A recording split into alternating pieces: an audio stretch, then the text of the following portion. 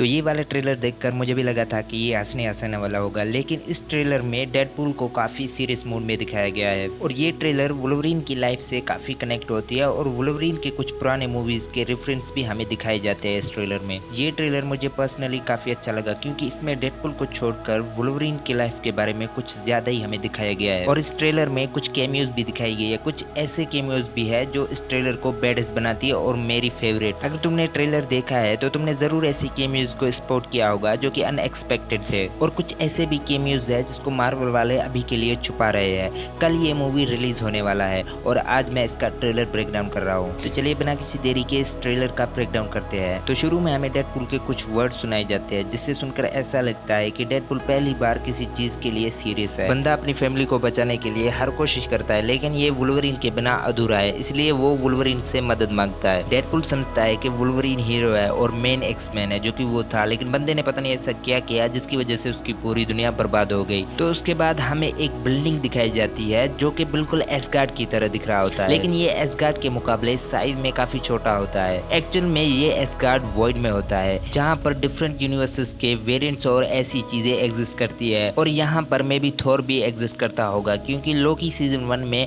हमने वॉइड में थोर का म्योनियर देखा था जिसे हम इग्नोर नहीं कर सकते। उसके बाद सेम वही डेडपूल और वुल्वरीन की कन्वर्सेशन सुनने को मिलती है और उसके बाद वुल्वरीन के पुराने मूवीज के रेफरेंस दिखाए जाते हैं। डेडपूल कहता है कि तू मेरी दुनिया का हीरो था, लेकिन वुल्वरीन कहता है कि वो होगा, मैं नहीं। जिससे साफ जाहिर होता है एक्समैन वाला वुल्वरीन कब का निपट चुका है और ये वुल्वरीन किसी और यूनिवर्स से है। वुल्वरीन कहता है कि स्कॉट ने 100 बार हाथ जोड़े थे ये येलो सूट पहनने के लिए, लेकिन हमें पता है कि वुल्वरीन और स्कॉट की ऐसी बनती नहीं थी क्योंकि लोगन जीन को पसंद करता था और स्कॉट को ये पता था, इसलिए स्कॉट को लोगन पसंद नहीं था और वो इससे कम ही बात करता था। उसके बाद एंटमैन की डेड बॉडी दिखाई जाती है जिसको कैसेंड्रा नोवा और उसके साथी अपना बेस बनाकर रखते हैं, जो कि अलाइज से बचने का एक बेहतरीन आइडिया है। लेकिन दूसरे ही शॉट में हम देखते हैं कि अलाइज उसी एंटमैन के डेड बॉडी के अराउंड घूम रहा होता है क्योंकि डेडपूल और वुल्वरीन जब वहां आते हैं तो कैसेंड्रा नोवा से लड़ने लग जाते हैं। जिसके बाद अलाइज इन सबको देख लेता है, जिसके बाद अलाइज एक एक करके सबको निगलने लगता है, लेकिन डेडपूल और वुल्वरीन डॉक्टर स्ट्रेंज की पोर्टल के थ्रू वहां से निकल जाते हैं। ये शॉट इस ट्रेलर में नहीं था बल्कि इसके फर्स्ट ट्रेलर में था। उसके बाद फाइनली डेडपूल वुल्वरीन को कन्विंस कर लेता है।